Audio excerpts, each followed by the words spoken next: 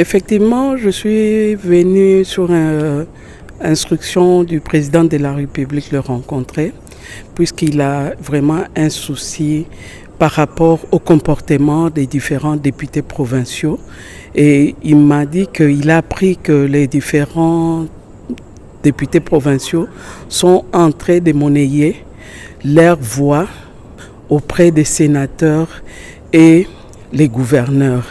Il m'a demandé d'instruire et d'échanger avec le procureur général près des cassations pour qu'il puisse instruire les différents procureurs généraux d'attirer leur attention sur cette corruption qui ne dit pas son nom et que les services seront derrière ces députés provinciaux, celui qu'on va attraper en train de monnayer.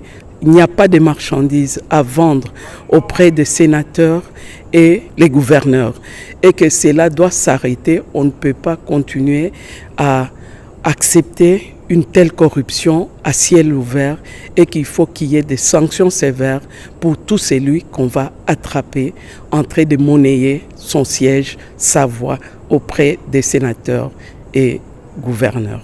Excellence, c'est une pratique qui a pratiquement pris de l'ancrage dans le pays depuis le début des élections. C'est ce que les gens déplorent, le monnayage des voix au niveau des sénatoriales. Est-ce que vous pensez que vous allez réussir cette mission vous confiée par le chef de l'État? Quelles sont vos stratégies? C'est à la justice de le faire et les services de sécurité.